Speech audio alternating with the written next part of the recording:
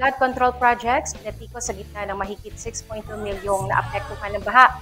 DPWH at Pangulo kumikilos.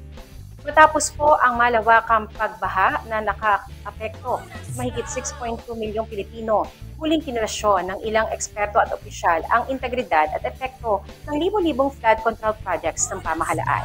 Batay sa datos ng National Disaster Risk Reduction and Management Council o NDRRMC, tinatayang 1.75 milyong pamilya mula sa 16 na rehiyon ang naapektuhan ng sunod-sunod na bagyo at habagat.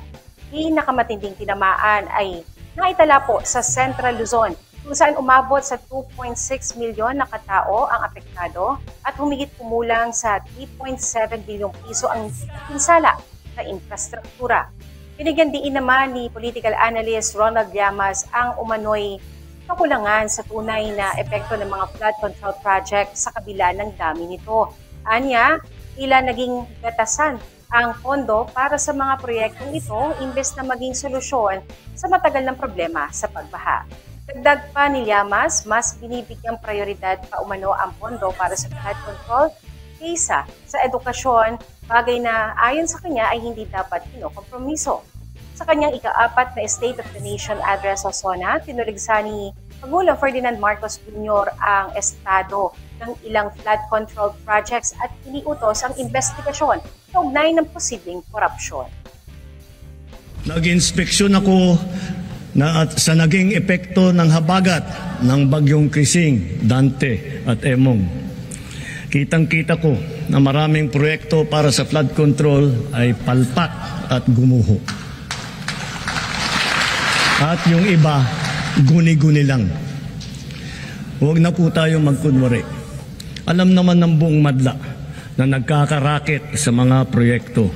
Kaya sa mga nakikipagsabwatan upang kunin ang pondo ng bayan at nakawin ang kinabukasan ng ating mga mamamayan, mahiya naman kayo sa inyong kapwa Pilipino. Kasunod nito, sinabi ni DPWH Secretary Manuel Bunoan na handa silang magsumite ng listahan ng mga flood control projects sa ilalim ng kasalukuyang administrasyon. Aminado rin si Bunoan na pag-upo ng administrasyon ay naabutan nila ang malaki at matagal ng kakulangan sa flood control. May ilang proyektong hastily prepared o minadali ang paghahanda. Ngunit tiniyak niyang nakamonitor ang DPWH sa lahat ng proyekto.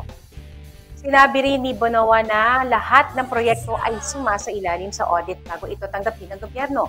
May warranty period umano ang bawat proyekto at sakaling may diferensya ay maaaring itututo sa kontraktor ang pagkukumpuni. Samantala ay minungkahi naman ni Senator Panfilo Lacson ang pagbuo ng isang independent body upang magsagawa ng hiwalay na audit at investigasyon sa mga flood control project. Hit niya, hindi na dapat palaging climate change ang itinuturo dahil maraming aspeto ng pagbaha ay self-inflicted.